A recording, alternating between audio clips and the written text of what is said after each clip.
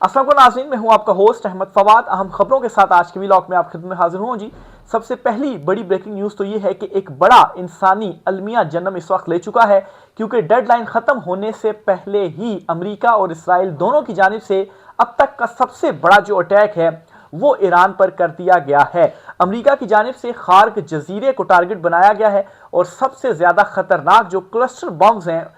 वो दागे गए हैं अमेरिका की जानिब से खार्क जजीरे पर, और जो वहां पर मौजूद तेल की तनसीबात हैं उनको तबाह किया जा रहा है। जबकि इसराइल की जानिब से भी हमला किया गया ईरान पर, और इस हमले के नतीजे में ईरान का जो रेलवे ट्रैक है उसे निशाना बनाया गया है और दीगर तनसीबात को भी निशाना बनाया जा रहा है। इसके अलावा जी ईरान की जो पेट्रोकेमिकल जो तनसीबात हैं उनको भी आज ही निशाना बनाया गया है और उनको भी मुकम्मल तौर पर तबाह किया गया है। इस पर कुछ अहम तरीन तफसीलात हैं आपके साथ में शेयर करूंगा जी, कि क्या ईरान को अब मुकम्मल तौर पर वाकई ख़त्म कर लिया जाएगा। दूसरी तरफ ईरान ने भी रद्द अमल दिया है और रद्द अमल के नतीजे में ना सिर्फ दुबई खाली हो गया है बल्कि सऊदीया पर भी एक बड़ा हमला ईरान की जानिब से किया गया है। और दूसरी इंपॉर्टेंट खबर यह है जी कि पाकिस्तान में ख़ास तौर पर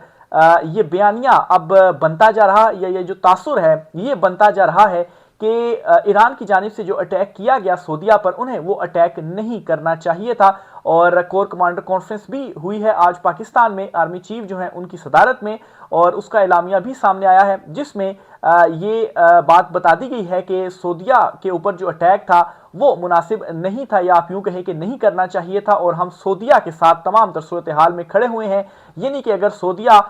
कोई हमला करता है तो फिर पाकिस्तान भी इसमें बराह रास्त जो है वो कूद सकता है, या सऊदीया के ऊपर अगर मजीद कोई हमले होते हैं तो पाकिस्तान भी इसमें बराह रास्त फिर कूद सकता है। ये सारी सिचुएशन क्या है, बहुत खतरनाक डेवलपमेंट्स इस वक्त हो चुकी हैं। डेडलाइन में अभी कुछ वक्त था तो ये जो डेवलपमेंट्स हैं वो हुई हैं, इस पर कुछ तफसीलात हैं वो भी आपके साथ में शेयर करूंगा। सबसे पहली जो बड़ी खबर आपके साथ शेयर करनी है जी वो ये है कि अमेरिका और इसराइल दोनों की जानिब से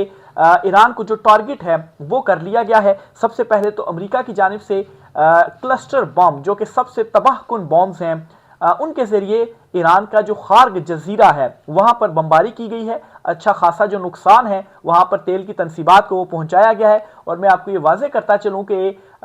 ईरान की रीढ़ की हड्डी है, मैशत की रीढ़ की हड्डी है खार्क जजीरा, और अगर वो तबाह होता है तो एक बड़ा जो नुकसान है वो ईरान को उठाना पड़ेगा। और ना सिर्फ ये बल्कि ईरान पर इसराइल की जानिब से भी अटैक्स किए गए हैं। एक तो पेट्रोकेमिकल तनसीबात जो हैं उन पर हमला किया गया है ईरान की इसराइल की जानिब से, और दूसरा जो रेलवे ट्रैक्स हैं उन पर भी हमला किया गया है और रेलवे ट्रैक्स को भी तबाह कर दिया गया है। अब नाजरीन डेडलाइन खत्म होने में अभी भी कोई, जब मैं वीलॉग रिकॉर्ड कर रहा हूं तो कोई 10-12 घंटे बाकी हैं। मुज़ाकरात के हवाले से भी मुख्तलिफ जो इतलात हैं वो सामने आ रही हैं, लेकिन ये डेडलाइन खत्म होने से पहले ही ये जो बड़े अटैक्स हैं वो अमेरिका और इसराइल की जानिब से दागे गए हैं। एक मकसद तो इसका ये हो सकता है जी कि ईरान के ऊपर मजीद दबाव डाला जाए और अपनी शराइत के ऊपर हम ईरान से जो डील है वो मनवा लें, उससे उसको इस जंगबंदी पर मजबूर कर दें। और दूसरी रीज़न ये भी हो सकती है कि ईरान मान नहीं रहा तो इसलिए अब और कोई ऑप्शन नहीं है, तो अब हमने अटैक ही करना है। कुछ देर पहले जेडी वैंस जो कि नायब सदर हैं अमेरिका के, और खुद डोनाल्ड ट्रंप जो है इनकी जानिब से भी प्रेस कॉन्फ्रेंस की गई और इसमें ये साफ साफ कह दिया गया जी कि हम पूरी जो सिविलाइजेशन है 3000 साल ईरान की, ये एक रात के अंदर तबाह करने जा रहे हैं, मुकम्मल तौर पर ख़त्म करने जा रहे हैं ईरान को। और डेडलाइन ख़त्म होने से पहले जिस किस्म के जो अटैक्स हैं वो ईरान पर किए गए हैं, इससे साफ ये पता चलता है कि कोई एटमी वेपन्स जो हैं या बड़ा कोई एटमी धमाका जो है वो शायद ईरान के ऊपर दागा जा रहा है, क्योंकि सिर्फ इसी के नतीजे में ही ईरान को मुकम्मल तौर पर तबाह किया जा सकता है। अदरवाइज अभी तक जितने भी अटैक्स किए गए हैं अमेरिका और इसराइल की जानिब से, उसे ना सिर्फ सर्वाइव किया है ईरान ने बल्कि रिटेलिएट भी खूब किया, और ऐसा रिटेलिएट किया है कि कोई जवाब नहीं बन पा रहा इत्तेहादियों के पास और अमेरिका और इसके इत्तेहादियों के पास। बहरहाल जी अगर अब हम ये फर्ज कर लेते हैं कि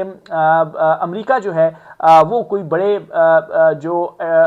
एटमी वेपन्स हैं वो वाकई इस्तेमाल करता है ईरान में, तो इससे क्या होगा? क्या ईरान जो है वो मुकम्मल तौर पर पीछे हो जाएगा, या क्या जो अबनाए हरम्स है इस सूरत में वो अमेरिका खुलवाने में कामयाब हो जाएगा? तो इस पर आपको एक बात मैं क्लियर बताता चलूँ जी कि अगर आप ईरान के जो एटमी प्लांट्स हैं, एटमी प्लांट्स के जो पावर प्लांट्स हैं, या इसके अलावा ईरान का इंफ्रास्ट्रक्चर है, मुख्तलिफ जो तनसीबात हैं, अगर आप इनको तबाह भी कर लेते हैं तो इसके बावजूद भी आप आबनाए हरम्स नहीं खुलवा सकते, क्योंकि जो पूरा मिसाइल सिस्टम है वो ईरान में ज़ेर ज़मीन नस्ब किया गया है और वो कहाँ पर है ये किसी को भी मालूम नहीं है, वो खुफिया तौर पर नस्ब किया गया है। और अगर अमेरिका की जानिब से ये बड़े अटैक्स किए जाते हैं जो कि जिसका आगाज़ अब कर भी दिया गया है और इसके बदले में ईरान की जानिब से भी जो निशाने हैं वो खलीजी कंट्रीज़ को दागे गए हैं, तो ईरान उस सूरत में एक बड़े जो अटैक्स हैं वो खलीजी ममालिक में करने जा रहा है। और खलीजी ममालिक में अगर अटैक्स होते हैं तो ईरान तबाह हो ना हो लेकिन मुकम्मल जो खलीजी खिता है ये तबाह हो जाएगा।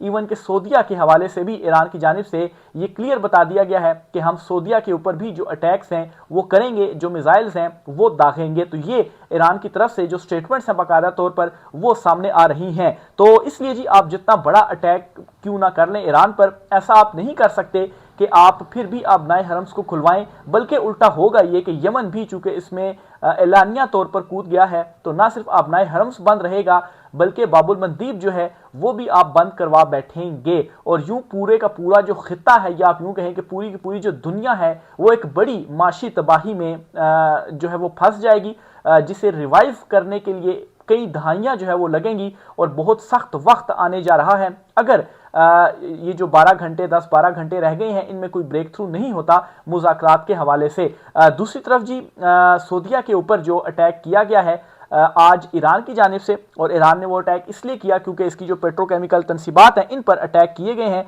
तो इसके नतीजे में ईरान की जानिब से सऊदी जो तनसीबात हैं उनको निशाना बनाया गया है। और अब जी पाकिस्तान की यहाँ पर एंट्री होती है। पाकिस्तान की एंट्री यहाँ पर इस तरह से होती है कि कोर कमांडर कॉन्फ्रेंस भी आज हुई और इसके अलावा बाकी भी पाकिस्तान के जो हुकाम वगैरह हैं उनकी जानिब से कुछ स्टेटमेंट्स भी सामने आ रही हैं और उनका ये कहना है कि सारे मामले में सऊदीया की जानिब से बड़ा तहम्मुल का जो मुजाहिरा है वो किया जा रहा था और अब पाकिस्तान के लिए बहुत मुश्किल हो गया है कि कोई बड़ा जो फैसला है वो अब उसको करना ही करना पड़ेगा। और एक चीज़ क्लियर कर दी गई है कि इस सारी सूरत हाल में पाकिस्तान जो है वो ईरान के साथ नहीं बल्कि सऊदीया के साथ खड़ा हुआ है। ये बात जो है वो क्लियर कर दी गई है। कोर कमांडर कॉन्फ्रेंस भी हुई है और एक बयानिया या आप यूँ कहें कि एक तासुर बनना शुरू हो गया है कि ये अटैक सऊदीया पर ईरान को नहीं करना चाहिए था। और अब पाकिस्तान जो है वो सऊदीया का दिफा इस तरह से करेगा कि अगर सऊदीया भी जवाब देता है या मजीद कोई अटैक्स किए जाते हैं ईरान की जानिब से तो फिर पाकिस्तान भरपूर इसका जो दिफा है वो करेगा। तो अब ये मजीद जो मैं समझता हूँ जी कि तशवीशनाक जो सूरत हाल है खित्ते के हवाले से ओवरऑल वो पैदा होती जा रही है। ईरान ने सऊदी अरब के अल जबील इंडस्ट्रियल सिटी में जो पेट्रोकेमिकल प्लांट है इस पर हमले की तस्दीक भी बाकायदा तौर पर कर दी है। ईरानी मीडिया के मुताबिक पेट्रोकेमिकल प्लांट पर मिसाइलों और ड्रोन्स से हमला किया गया, जबकि सऊदी वजारत दिफा के मुताबिक सऊदी फोर्सेज ने आज 11 बैलिस्टिक मिसाइल और 18 ड्रोन सऊदी फिजाई हदूद में तबाह किए हैं। सऊदी हुकाम ने वजाहत नहीं की कि मिसाइल और ड्रोन्स कहाँ से आए, ताहम मिसाइलों का मलबा गिरने से तवानाई की तनसीबात को नुकसान पहुंचा और इन हमलों में कोई जानी नुकसान नहीं हुआ, जबकि माली नुकसान का जायजा लिया जा रहा है। दूसरी तरफ दुबई की बात की जाए तो दुबई इस वक्त मुकम्मल वीरान हो चुका है। मुख्तलिफ फुटेजेस भी सामने आ रही हैं और ये भी कहा जा रहा है कि बड़े बड़े जो अशराफियाँ हैं जिन्होंने उधर वहाँ पर इन्वेस्टमेंट की हुई थी उन्होंने जो कोई अरबों डॉलर की जो इन्वेस्टमेंट थी वो भी इस तरह से डूब रही है। ख़ास तौर पर जो वहाँ पर प्रॉपर्टीज़ हैं वो कोई 50 से 70% गिर गई हैं। लोग बड़ी तादाद में जो अपनी इन्वेस्टमेंट्स हैं ना सिर्फ वो निकाल रहे हैं बल्कि दुबई इस वक्त खाली पड़ा है। दुबई वो शहर था जो 24 घंटे वहाँ पर चहल पहल रहती थी, लेकिन इस जंग के बाद ख़ास तौर पर अभी की जो सूरत हाल है दुबई या यूएई जो है वो खाली होता जा रहा है। और साफ उसकी जो रीज़न है वो यही है कि ना अमेरिका पीछे हट रहा है और ईरान जो है वो भी डटा हुआ है। जो दोनों जानिब से शराइत सामने आ रही हैं वो शराइत एक दूसरे के लिए मानना जो है वो मुमकिन नहीं है और अगर शराइत दोनों जानिब नहीं एक दूसरे की मानी जाती तो फिर जाहिर सी बात है मुज़ाकरात में ब्रेक थ्रू कैसे जो है वो आएगा। और इस सूरत में यही हो सकता है कि एक बड़ी तबाही की जानिब पूरा जो खिता है वो जा रहा है। और आज जो ये अटैक्स हो गए हैं जो ख़ास तौर पर पिछले 24 घंटों से डोनाल्ड ट्रंप जो हैं वो ऐलानात कर रहे हैं, जेडी वैंस जो हैं अमरीकी हुकाम जो हैं वो ऐलानात कर रहे हैं, इसराइल की जानिब से जो ऐलानात हो रहे हैं, तो वो क्लियरली चीज़ें अब सामने आ गई हैं कि जो अटैक है एक बड़ा अटैक और मेरे ख्याल से अब तक का सबसे सख्त तरीन और बड़ा अटैक ईरान के ऊपर किया जाएगा। ये हिंट्स दी जा रही हैं फिर इन हिंट्स को आगे से मिलाकर इस तरह से बयान किया जा रहा है कि इतना बड़ा बड़ा जो अटैक है वो तब ही मुमकिन हो सकता है कि जब आप ईरान के ऊपर बड़ा कोई जो एटमी हमला है वो ना कर दें। बहरहाल जी, दूसरी तरफ ईरान जो है जो कुछ वो अब खलीजी ममालिक के साथ करेगा ये भी एक सवालिया निशान है। यहाँ पर बहुत सारे लोग जो कि ये कह भी रहे हैं कि जो सऊदीया है इसके ऊपर अटैक नहीं करना चाहिए था ईरान को। तो इस पर भी एक और एंगल भी है जिसको डिस्कस किया जा रहा है कि आप देखें जो यूरोपियन कंट्रीज हैं उनकी जानिब से इवन कि अपनी जो फिजाई हदूद हैं वो तक फराहम नहीं की गई भारत को, अमेरिका को या इसके इत्तेहादियों को। तो फिर आखिर जो खलीजी कंट्रीज़ हैं, जो मुस्लिम कंट्रीज़ हैं, वो आखिर क्यों ऐसा कर रहे हैं कि वो अपनी जो बेसिस हैं वो ईरान के अमेरिका के उन्होंने हवाले की हुई हैं जहां से ईरान के ऊपर जो अटैक्स हैं वो हो रहे हैं। बहरहाल जी, आज जो फील्ड मार्शल आसिम मुनीर जो हैं उनकी सदारत में जो कोर कमांडर कॉन्फ्रेंस हुई है इसका एलामिया भी सामने आ गया है। एलामिया भी मैं सारा आपके सामने पढ़कर सुना देता हूं जी, जिससे आपको क्लियरली ये अंदाजा हो जाएगा जी कि अब पाकिस्तान भी इसमें एंट्री ले चुका है और सऊदीया के ऊपर अगर अटैक्स होते हैं तो फिर पाकिस्तान अपने दिफाई जो मुआहदा है उसकी जो पासदारी है वो करेगा। और इस हवाले से ईरान को भी साफ साफ जो पैगाम है वो दे दिया गया है। फील्ड मार्शल आसिम मुनीर की सदारत में अहम कोर कमांडर कॉन्फ्रेंस ईरान के सऊदीया पर हालिया हमलों की शदीद जो मुज़ाहमत है वो इसके अंदर की गई है। कोर कमांडर कॉन्फ्रेंस ने सऊदी अरब के पेट्रोकेमिकल और सनती कम्प्लेक्स पर हालिया हमलों की शदीद मुज़म्मत की है और तशवीश का भी इजहार किया है। इसके अलावा सऊदी अरब ने संगीन इश्तियाल अंगेजियों के बावजूद अब तक जिस तहम्मुल और मोहतात रवैये का मुजाहरा किया इससे सालसी और सिफारती हल की जो राह है वो भी हमवार हुई है। अच्छा, ये बात बिल्कुल है कि सऊदीया की जानिब से तहम्मुल का जो मुजाहिरा है वो किया गया और अब उसी तहम्मुल के मुजाहिरे को ही सामने रखकर ये कहा जा रहा है कि आखिर क्यों ईरान जो अटैक्स है वो कर रहा है। बहरहाल ईरान ने ये क्लियरली कह दिया है कि पूरे खलीज को, जिसमें सऊदीया भी शामिल है, उनके ऊपर जो अटैक्स हैं, जो हमले हैं वो फिर किए जाएंगे। मजीद एलामिया में ये कहा गया जी कि इस नौयत के हमले और बिला जवाज जारियतें जारी पुरअमन कोशिशों और साजगार माहौल को संगीन तरीके से मुतासिर करती है। सऊदी अरब पर हमला एक गैर ज़रूरी कशीदगी है। भारत और दीगर बैरूनी सरप्रस्तों की ईमा पर काम करने वाले तमाम दहशतगर्द प्रॉक्सी अनासिर इनके सहूलतकारों और मुआवनीन समेत बिला इम्तियाज़ और मुसलसल ताकुब के ज़रिए ख़त्म जो है वो की जाएंगी। फिर इसके अलावा अफ़गानिस्तान से रिलेटेड भी जो इसमें चीज़ें वो डिस्कस की गई, लेकिन सबसे इम्पोर्टेंट जो इस कॉन्फ्रेंस का जो नुक्ता था वो यही था। फिर जी इसराइल जो है वो भी ये नहीं चाहता कि ईरान के साथ ये जो मुज़ाकरात हैं ये आगे चलें या किसी तरह से ये जो मुज़ाकरात हैं वो कामयाब हों। और इसकी जो रीज़न है वो यही है कि इसराइल ये चाहता है कि उसका जो ग्रेटर का प्लान है उसके राह में बड़ी रुकावट है ईरान, और ईरान ख़त्म होगा तब ही उसके राह की जो रुकावट है वो दूर होगी। बहरहाल अभी जो मुज़ाकरात चल भी रहे थे पिछले 24 घंटों के अंदर जो सूरत हाल बनी हुई थी मुज़ाकरात के हवाले से, जो शराइत सामने आ रही थी, तो उन शराइत को देखते हुए ये मुमकिन नहीं लग रहा था कि आया दोनों तरफ से कोई जो ब्रेक थ्रू है वो होगा। और शराइत ये थी जी कि फौरी तौर पर अपनाए हरम्स ईरान खोल दे और जो जंगबंदी है वो हम आर्जी करते हैं और फिर उसके बाद मजीद जो शराइत हैं वो तय की जाती हैं और 15-20 दिन के अंदर मुकम्मल तौर पर जंगबंदी हो जाएगी। बहरहाल ईरान की जानिब से ये मौक़िफ़ था कि ये इसराइल और अमेरिका की एक साजिश है, वो 15-20 दिन सिर्फ और सिर्फ खुद को एक रिवाइव करने के लिए इस्तेमाल करना चाहते हैं। अब नए अरम्स अगर हमने खोल दिया तो पूरी दुनिया से जो प्रेशर है वो हट जाएगा और वापस अपनी कुव्वत बहाल करने का भी जो मौका है वो अमेरिका और इसराइल को मिल जाएगा और ये दोबारा पूरी कुव्वत के साथ एक मरतबा फिर से ईरान के ऊपर अटैक जो है वो करेंगे। और अब नए हरम्स अगर इस दौरान खुला रहा तो इससे क्या होगा कि तमाम शिप्स जो हैं वो वहाँ से गुजर पाएंगी। तो तकरीबन 2 महीने तक जो ऑयल है इनका अगर ज़ख़ीरा कर लिया जाता है, क्योंकि ज़ाहिर सी बात है अब नए हरम से जब कोई जहाज़ गुजरता है तो 2-3 महीने तो लगते हैं उसे अपने मुल्क में पहुँचने में, और ऑयल की तरसील में ऐसा तो नहीं होता जहाज़ की तरह के आप अभी जो है वो तरसील करें और नेक्स्ट डे जो है वो आपको वो तरसील मिल जाए। और जहाज़ जो होता है, बहरी जहाज़ जो होता है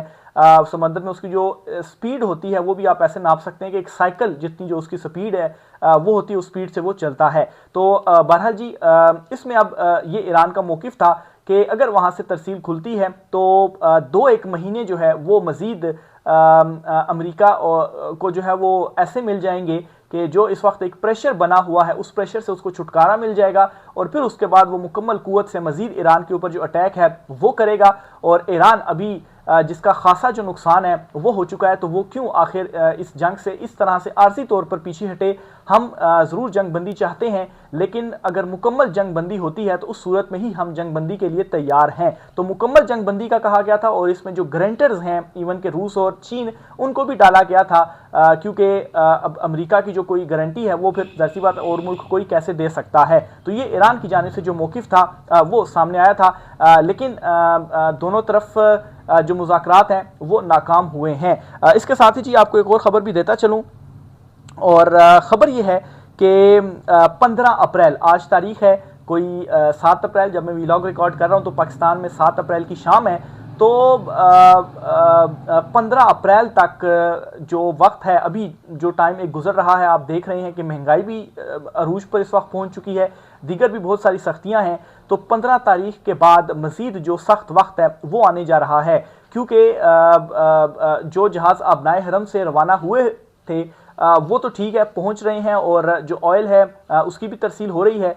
लेकिन अगर ये जंग मजीद जाती है, अबनाए हरम फिर मुकम्मल बंद होता है और बाबुल मंदीब जो है अगर वो भी बंद हो जाता है, तो फिर इस सूरत में क्या होगा कि मजीद जो सख्त वक्त है वो आने जा रहा है। तो 15 अप्रैल के बाद बहुत सख्त वक्त मैं समझता हूँ जी कि पूरे खित्ते के ऊपर, और स्पेसिफिकली अगर पाकिस्तान की बात की जाए तो एक